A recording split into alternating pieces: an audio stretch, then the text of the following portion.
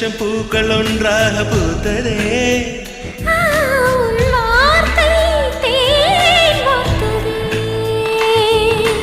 மௌனம் பேசியதே, குளிர் தென்றல் வீசியதே.